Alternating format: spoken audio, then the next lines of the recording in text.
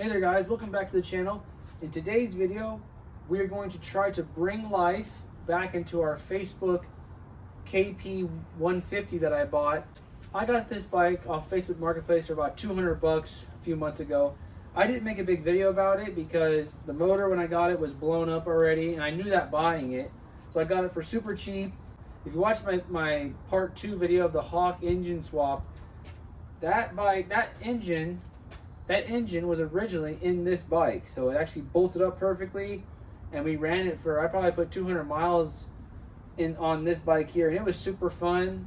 That engine and this light bike, man, you can really go fast. You can really get yourself in a lot of trouble. I didn't post many videos about it because I didn't have it registered. I don't even have a title for it or nothing, so it's just kind of my neighborhood, maybe run a quick errand to HEB and back kind of bike. I'm not really going to work on it because, again, I don't have a title or license or nothing on it. But anyways, getting off topic. Today, we're going to take our old Hawk counterbalance engine, 250. Originally, this thing comes with a 150. So we're going to put the Hawk 250 engine in here with the counterbalance. We're going to bolt it up. And hopefully by the end of this video, hopefully hear this thing run. These kind of Honda Grom clones are a lot of fun. And surprisingly, the parts are interchangeable. All right, guys, let's get started. Okay, now, so first thing we're gonna have to do is pick this motor up. And again, we have our same two back holes that match up hopefully with the back two bolts in the motor. So that's what we're gonna do first. I'm gonna have to pick it up. I'm the only one here, and I have my bolts super close by whenever I'm ready to push them in. So we're gonna pick it up here and go over that brake lever.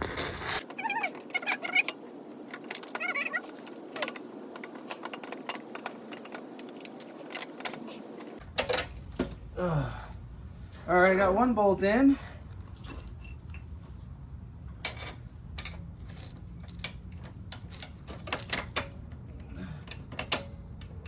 Come on.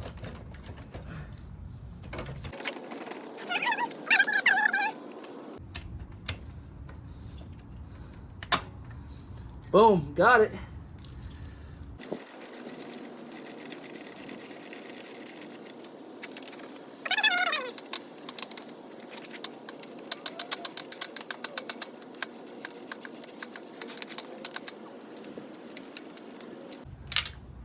Alrighty, that is in there pretty solid. So one of the more interesting things about these, at least this KP Mini, is the foot pegs and the kickstand are all apart, like it's all one piece, and this actually bolts up to the bottom of the motor, which is really interesting. So basically you have to slide this in here. Just gonna run all these bolts in.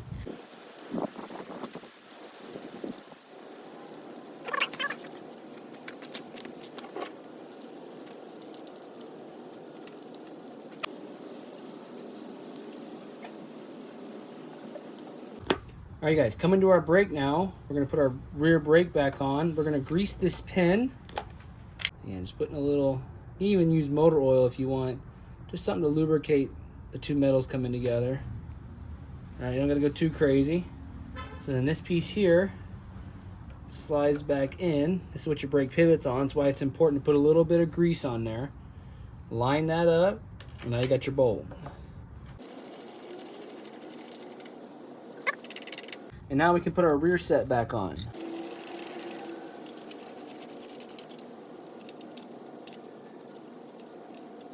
Our next thing that we need to do is get our wiring harness laid out. Here it is. Now, to lay this out is actually, it's not very complicated here, because you've got your, pretty much your main wiring loom here that plugs in all your stuff. So that's going to be towards the front. You got your coil connections here. You've got your spark plug wire here, your horn, right, your rectifier, and then your battery terminals are going to be towards the back of the bike here. It's going to look something along the lines of this here, basically. So you're going to have your big connection here, so we can fish your big bundle of wires here up to the front. This looks like a lot, but basically what it is left, right controls, headlight, and your dash. So it looks like it's a big chunk of stuff, but it's very simplified. right? You come a little bit farther back. We've got our horn, which mounted here earlier. We've got our coil, which is going to mount right here. Actually, already a perfect spot for the coil to mount, right? We already have our coil mount. The wires are already really close, so we don't have to modify that. We got a rectifier here somewhere. Probably going to put this somewhere on the frame. Looks like that's where we already was earlier. We have our fuel level sender here, so we know how much fuel is in the tank. We've got our stator and gear selector, which is really close to the motor here, so they should reach just fine. We've got our battery terminals here, right? One goes down to the frame or the starter, one goes to the battery, so this looks like it should work. What else do we got here? What is this? This is our rear light assembly, which again, it's pretty close. And we got our starter relay and our power wire. So again, all of this is really close. It's gonna take a little finagling to get it to, you know, where everything's gonna fit perfectly anyway. So, starting off, let's get our coil installed here. So the coil is already sitting in the right spot. This is exactly where it would normally sit. Or I should say, this is where it sat originally on the old bike. It was sat right here. So we're gonna pick up this coil. We're gonna set it down. Again, perfect fit. We need our ground wire though to reach, is our only problem. I have to pull this just a little bit. Coming on the left side of the bike here, this is where the rectifier was on the other motor as well. So we're gonna hopefully see if this will fit with little to no modifications.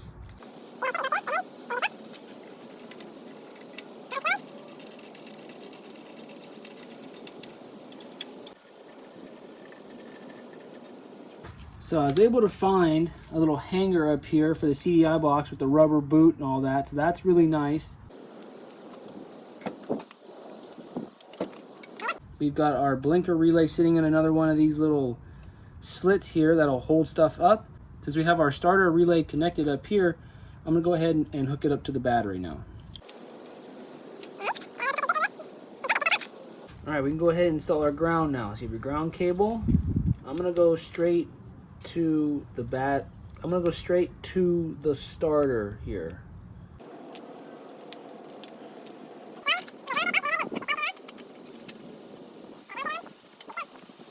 So we have our stator pigtail.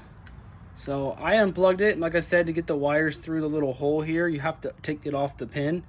So what I do is I just kind of like line it up roughly. Oh, that thing just slid right in there, dang. So I need paint, so I'm gonna just set these up here and just kind of match them. So when you're plugging this in here, yellow is gonna be your top left. Perfect. Pink. So pink and white are interchangeable. Those are your two stator charging wires. So you plug your white in right next to it. Okay, you'll hear it click into place if it went all the way in. And then green is right underneath yellow. And then we have a blue with your white wire. Now this one is your trigger wire. So if you have an RPM gauge on your bike, it actually gets the signal from this blue wire with the white stripe. That's your target in there. So they all clicked in. Make sure that clicks in nicely. Then you're gonna have one more wire here. It's gonna be your black wire with a red stripe. This just plugs right in here. Now they have this little boot here, little water sealant boot. Make sure you get your wire in there first, and then you can kind of slide your boot on there. I know my fingers are kind of in the way, it's hard to see it, but if you take your bikes apart, you'll see exactly what I'm talking about. Let me see what we got here. Yeah, so we're still gonna have our, what do we got here? We still got our blinker, and it looks like our running lights. So we don't need this to start the bike, obviously, but you will need this if you start riding around at nighttime. But for now, I'm gonna leave that alone. I'm gonna just kind of lay this in the back here somewhere, and I'm gonna move towards the front again, and let's focus on, see if we can get this thing, you know, get the controls mounted and all that good stuff. Okay, now, so we mounted our left control, we routed it to the front of the bike, and I'm basically just looking for a pigtail that looks identical as far as wire color. So I found it here. So again, you just plug it in. Make sure all the pins are straight. Let's go ahead and plug it in. And now I have a pink standalone wire. And there's another pink standalone wire here. So again, just come over here, plug that in. Perfect. So again now, I have my right handlebar controls. I have my kill switch, my starter button, and my brake light switch. So again, you come down here, you're looking for which one it is. So it's this one here. Again, make sure the wires are all in the right orientation. They look good. So I'm gonna go ahead, plug it in. Perfect. And now again, you can route this however you want. It's up, back, right, all that good stuff, and just kind of route it roughly the way you want to get it up here. Just slide that on. Perfect. Now you come in here, and there's some obvious things that you don't have to plug in, or at least know what they are. So these two, if they're together, this is blinker, this is left blinker, blue wire is the right blinker, and then you should have two more fat connections here. So perfect. We've got two more multi-wire connections. This runs your dash, and the other one runs your gear selector, so we don't have to worry too much about that. We've got a 4-wire here. That's going to plug into our ignition switch. So again, match the wires, match the wires. The plugs look identical, and the wires are all in the same spot. Again, go ahead, just plug that up real easy. We have dash here. That's your two big connections. You have right blinker, left blinker. You're going to have your headlight, and then you're going to have your speedometer. Now, the speedometer one's easy to tell what it is because you just have 3 wires coming out of it. The Hawk 250 does not have these 3 wires, so it's obviously all that's mechanically driven. But if it has an electrical speedometer, it'll have your 3 wires. So I've got the stock KP Mini Dash, but I don't think these are all going to be perfectly matched. Let me look. So yeah, so our gear indicator switches are different. And then we have our multi-switch here. So both plugs are conflicting, right? They're both the same. They're not going to work. So the dash right now is going to be a no-go. Still a good dash. I'm probably going to have to figure out how to mount it up here still somewhere. But for now, again, we do not need the dash to run the bike. I think we're okay with, you know, as far as it should run the way it is right now. So we got to get a carburetor on here, some kind of exhaust on here, and we got to get the oil back in the bike, because I remember I drained the oil.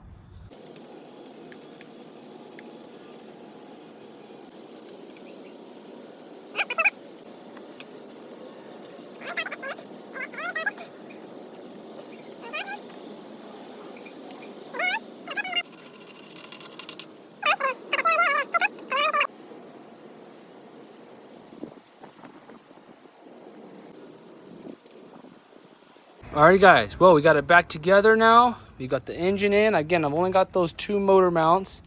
Don't worry about this exhaust. I welded this up when I was tuning the other motor, messing with it, but we're gonna see if it fires up now. I have not heard this thing run. For all I know, this could be a total fail. But motor's in, motor mounts. I've got my spark plug. I've got oil, gas, everything I know to do. So let's see if it runs. Alright guys, kickstand's up, key is on, run position. Ooh, that's awesome.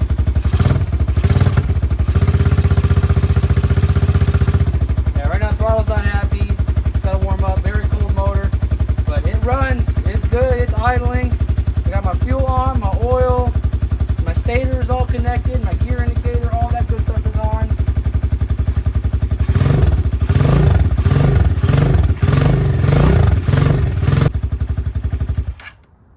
Alright guys, let me go get my helmet on and we'll go for a little test ride. A lot of get up and go. We got a little gold wing or something here. Well, for a second I thought it was hooked up to the trailer. It was not, thankfully. But yeah, we're just gonna bob around. Just kind of get my mirror situated, see if anyone's behind me. I did get pulled over on this once with my fiance. We were riding around the neighborhood just like this, and the cop just having a bad day or something. give us any tickets, but he was not happy to see this thing without a license plate on it. But I don't know.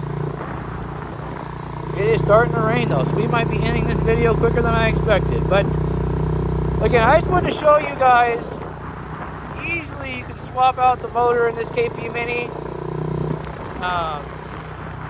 And man, you have another fun bike, man. This thing again is probably pushing twice the horsepower of the original motor. So you probably can pop some wheelies on this thing, and you can really let it go pretty quick. I'm gonna turn around. Maybe I see somewhere and go. The thing's got impeccable brakes. My goodness, this thing can stop on a dime.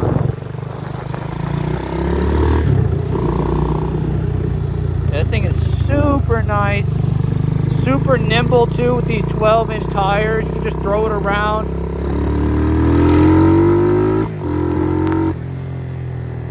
It's got some pep, man. It wants to go. Let me tell you, this thing wants to go. What a fun little bike, man. If I bought one of these, no outlet, huh? If I had bought one of these, like as my first bike, this would be the first thing I would do, is swap in a 250, and man, you wake this thing completely up. Not even in the same ballpark as the old motor.